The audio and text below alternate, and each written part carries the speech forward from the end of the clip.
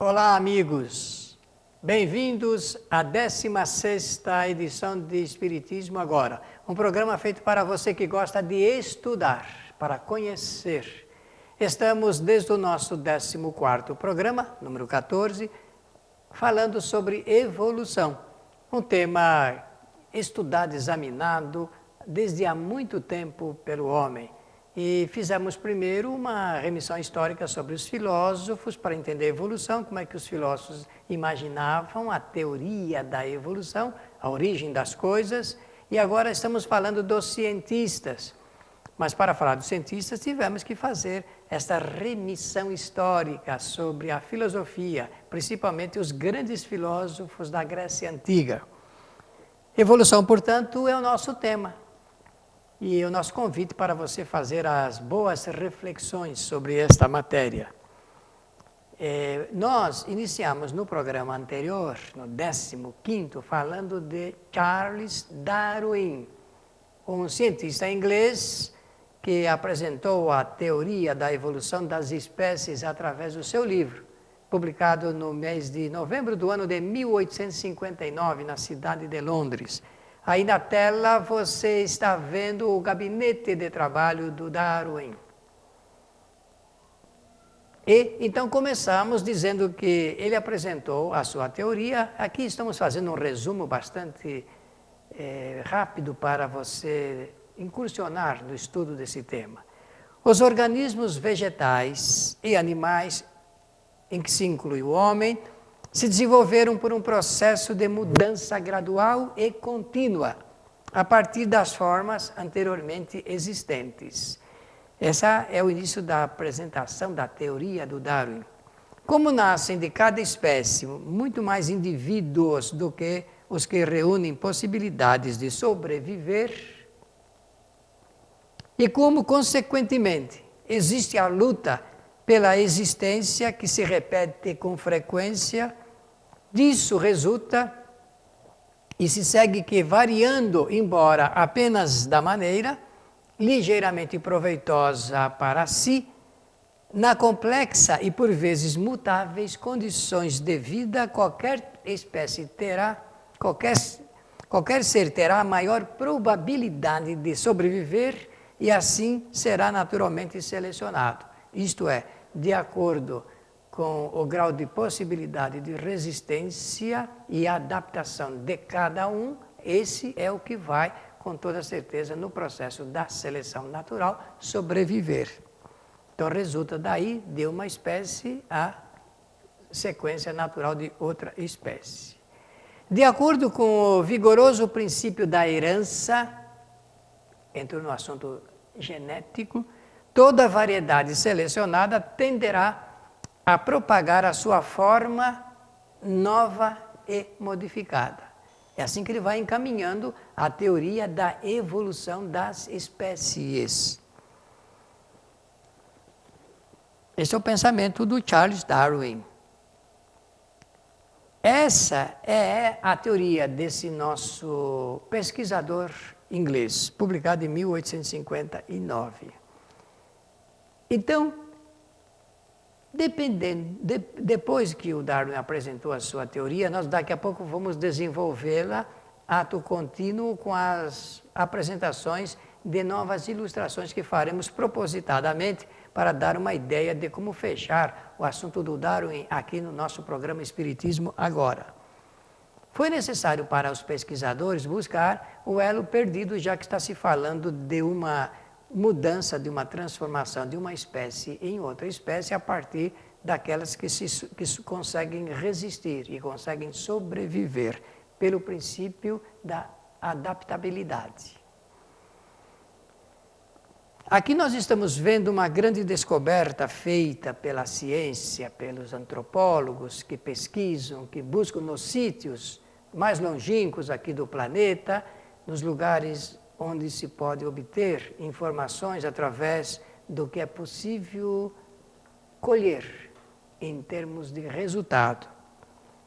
Nós estamos vendo esse Ramidus ardipithecus de 4.400.000 anos, que os cientistas chamaram de Ardi, e a mulher mais antiga, Australopithecus afarensis, de 3.200.000 anos, que os cientistas chamam de Lucy. Ardi e Lucy formam o casal mais antigo até então descoberto e que se constitui aí no elo dessas mudanças que nós estamos mencionando a partir da teoria do Charles Darwin. Então vamos mostrar aqui, olha aqui o nosso amigo mais antigo, e que é o elo dos homens com os chamados símios. Idealizam esta família, então, nas mudanças, nas transformações das espécies. Por enquanto, estamos vendo aqui na forma humana, que os cientistas datam e buscam interpretação de como chegaram e como conviveram aqui na Terra. Para a ciência, o homem e as famílias de símios, que são os macacos, descendem de um único tronco que é uma mutação, por isso que mostramos lá o elo perdido. Foi utilizando o método comparativo que a ideia da antecedência foi sendo descoberta, comparando uma forma com a outra forma. O macaco antropóide, dessa nossa forma de andar com os pés, é o que mais se aproxima da forma humana. Aqui uma ilustração meia engraçada, mas apenas para sugerir perfeitamente que existe um processo de adaptação, porque eles aprendem mesmo, não é? Então aqui vemos um antropóide, um chimpanzé, com toda a roupa nossa, né? Essa é uma coisa bem risível, vestir roupa no animal, mas ele parece que recebeu muito bem essa brincadeira humana. Mas isso não significa que o homem tenha sido um macaco antropóide. Mas faz a gente pensar bastante, não é verdade, amigo ouvinte, meu telespectador? Faz a gente pensar bastante. Existem 4 tipos de macacos antropóides: o gibão, o orangotango, o chimpanzé e o gorila. Vamos ver cada um deles para a gente perceber essas mudanças no processo de modificação. Isso vale a pena falar num programa espírita chamado Espiritismo Agora, porque tem tudo a ver com a interpretação espírita sobre a vida aqui na face da Terra. Esse é o gibão, o orangotango, com seu filhote, o chimpanzé, brincando aqui com um animal, e a mãe gorila. Olhem bem nas características e também na forma como estão segurando aí os seus filhos, ou então aqueles seus companheiros. O gibão,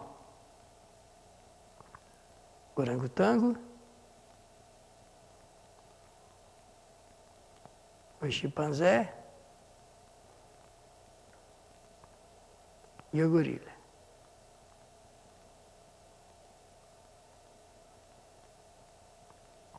Com qual deles se parece mais o homem? Qual é a sua opinião?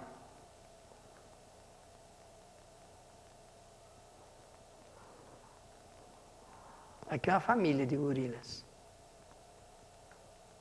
O gorila também apresenta semelhança notável com os outros macacos.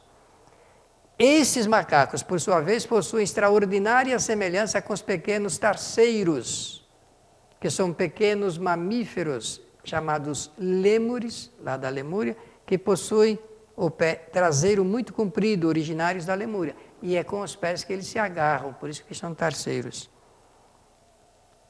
Aqui uma foto de um grupo deles. Mais um exemplar. Observem sempre as características, né?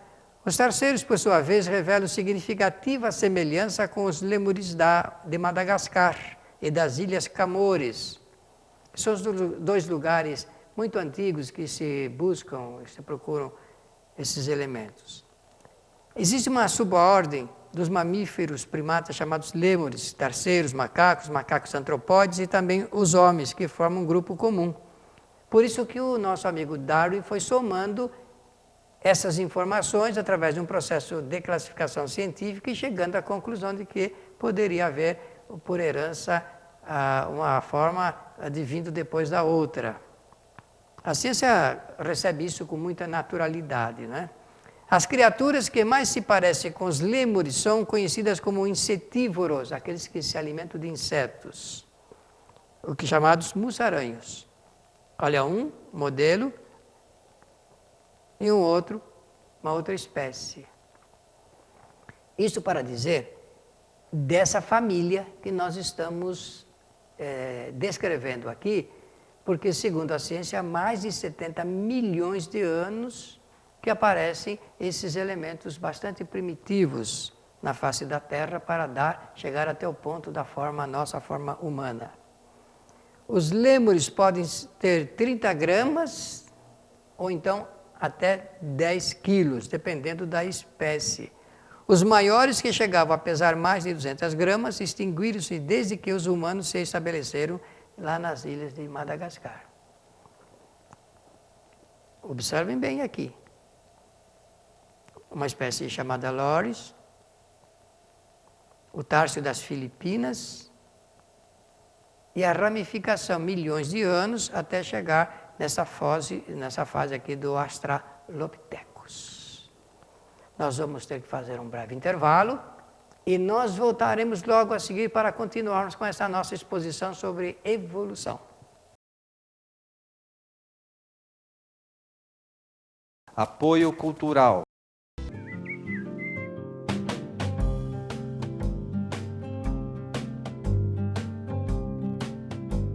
Rádio Boa Nova, a comunicação em prol de um mundo de regeneração. Os livros citados neste programa podem ser adquiridos na Mundo Maior Editora. Acesse mundomaior.com.br.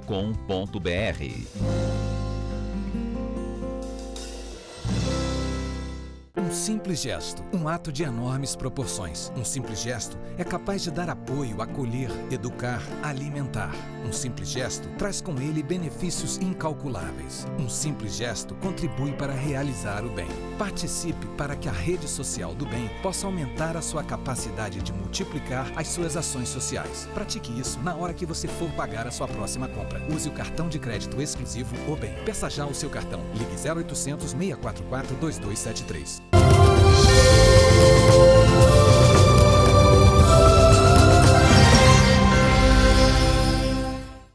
Retornamos para a nossa exposição sobre evolução e estamos falando das concepções dos cientistas sobre esse assunto ligado com a evolução das espécies. Por enquanto estamos lembrando o Charles Darwin. Ora, nesta ilustração ficará mais fácil entendermos aqui quando há uma proposta de compreendermos há 70 milhões de anos, quando aparecem essas espécies que vão preparar pelas ramificações, segundo a teoria do Darwin, até a chegada do homem. É por isso que se tem essa ideia da relação nossa com os parentes mais próximos aqui, que são os símios, né?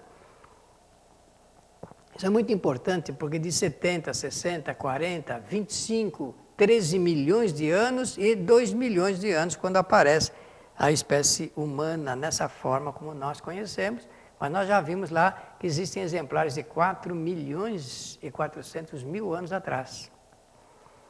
Vamos continuar mostrando algumas fotos para facilitar o entendimento através da visualização das semelhanças. Olhem bem, por favor. Eu não quero dizer que se parece com certas pessoas, mas dá quase que a impressão que a gente conhece pessoas parecidas, não é verdade?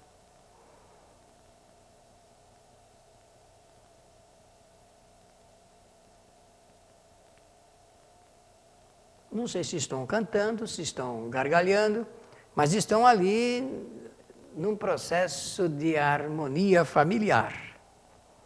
Talvez contando um caso do dia para o outro, não é? Uma anedota, quem sabe?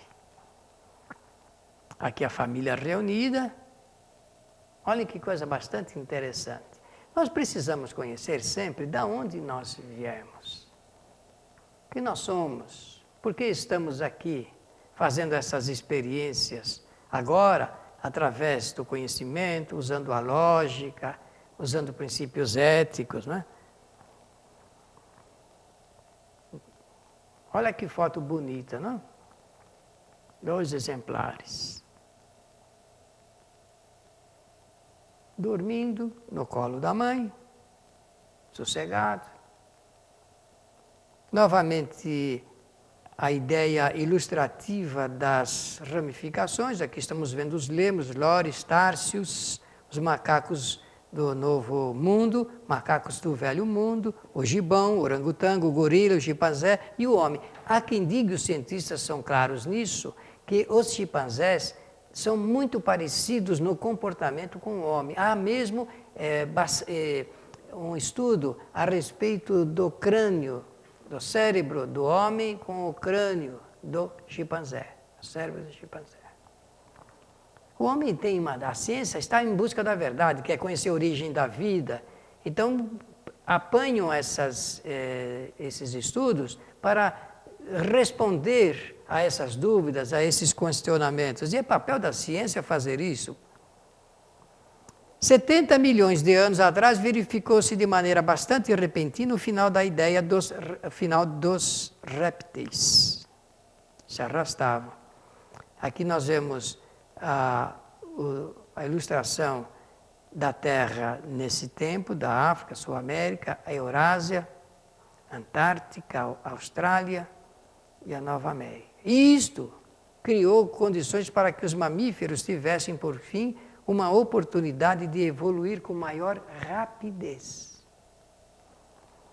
Quando nós estudamos em nome da doutrina espírita esse processo da evolução, através das diferentes formas, nós vamos entendendo a mudança cada vez maior no processo de velocidade para a aprendizagem. Por exemplo, disse que nesses últimos 25 anos, dentro das ideias tecnológicas, conhecimentos tecnológicos, a humanidade progrediu muito.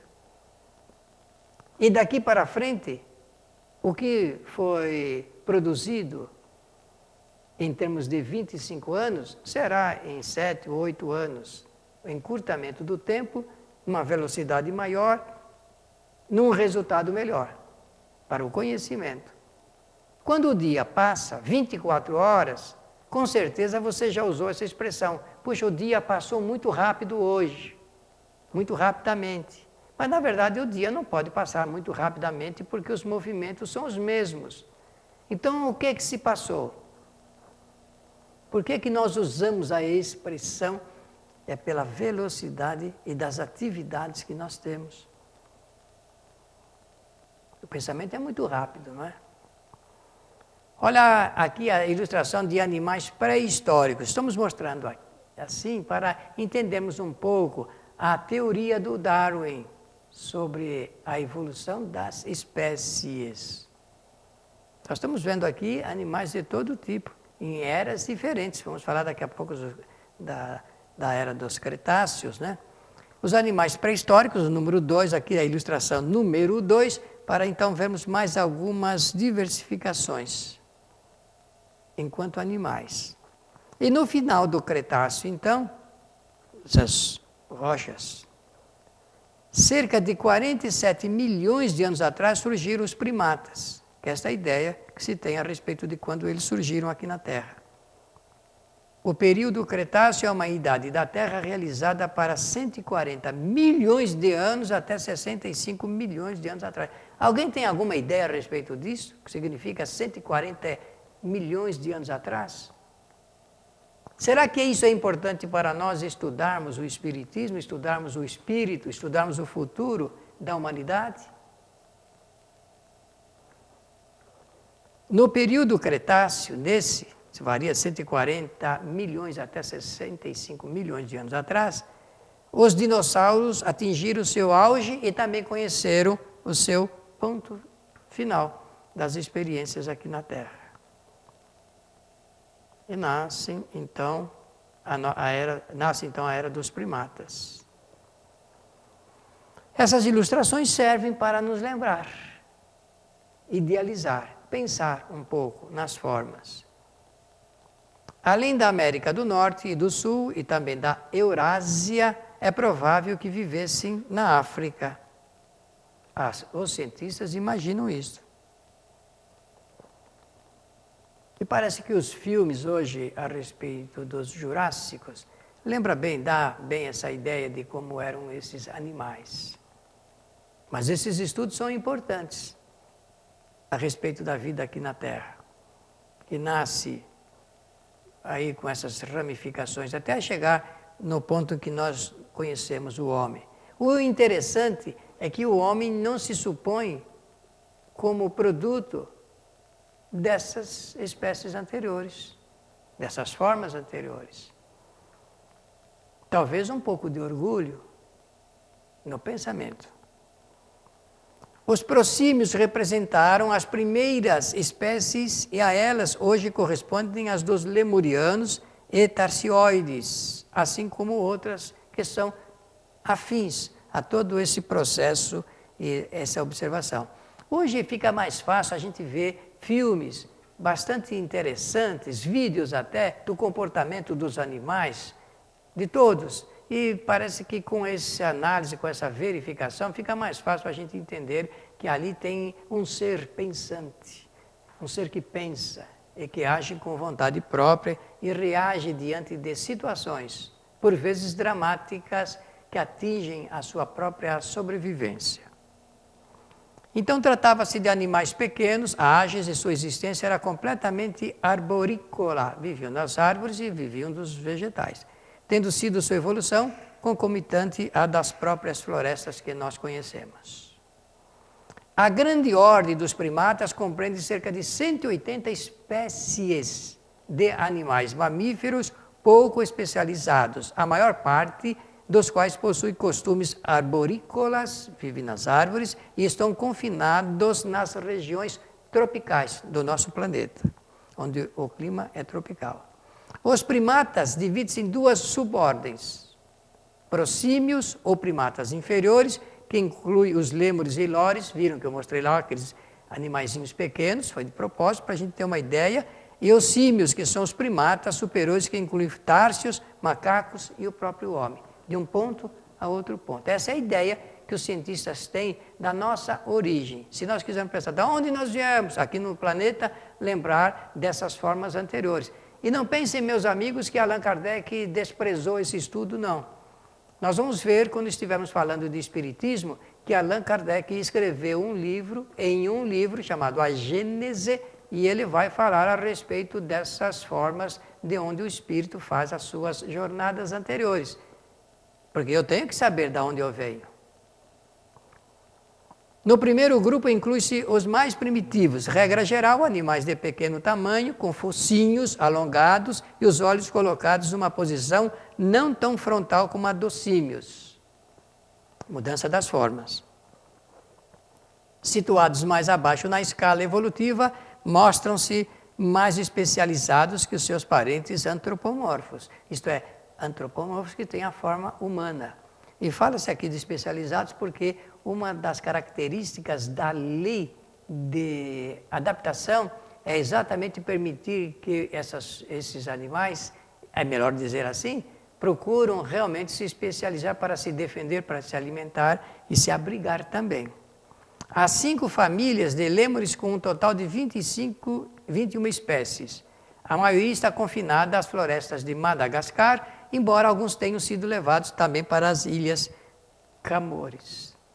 Os lêmures são principalmente arborícolas, mas podem descer ao solo à procura de alimento. São as experiências que se faz. A sua dieta inclui insetos pequenos, vertebrados, frutas, brotos, folhas e casca de árvores. Muitas espécies são notívagas, isto é, só têm vida ativa à noite. Os menores são os lêmures ratos, com um comprimento de 12,5 centímetros, enquanto que os verdadeiros lêmures atingem cerca de 45 centímetros. Essas duas fotos mostram alguns exemplares. E agora, a partir desse instante, nós vamos falar de evolução. A teoria, como é que o Charles Darwin apresentou a sua teoria para nós entendermos o significado de toda esta exposição que fizemos. Mas isso, meu amigo, vai ter que ficar para o nosso próximo programa, porque nós já estamos encerrando praticamente Espiritismo Agora, no nosso número 16º, número 16. E eu quero agradecer a correspondência que temos recebido, a todas as cartas, os e-mails. Continue mandando, escreva também para Espiritismo Agora. Você está vendo aí na tela o nosso endereço eletrônico. Mande a sua correspondência, apresente as suas observações, as suas ideias, as suas perguntas e nós vamos respondê-las. No próximo programa, nós continuaremos falando sobre a teoria evolucionista. Temos que falar um pouco do Wallace, Alfred Russel Wallace também, e depois ingressaremos no estudo espírita sobre evolução, que é um dos princípios básicos do Espiritismo. O Espiritismo tem 14 princípios fundamentais, e evolução é um deles. Para estudar evolução segundo o Espiritismo, temos que estudar evolução segundo os filósofos e também os cientistas da antiguidade. Queremos nos despedir de você nesta oportunidade, agradecendo e convidando para o nosso próximo programa. Até lá, amigos.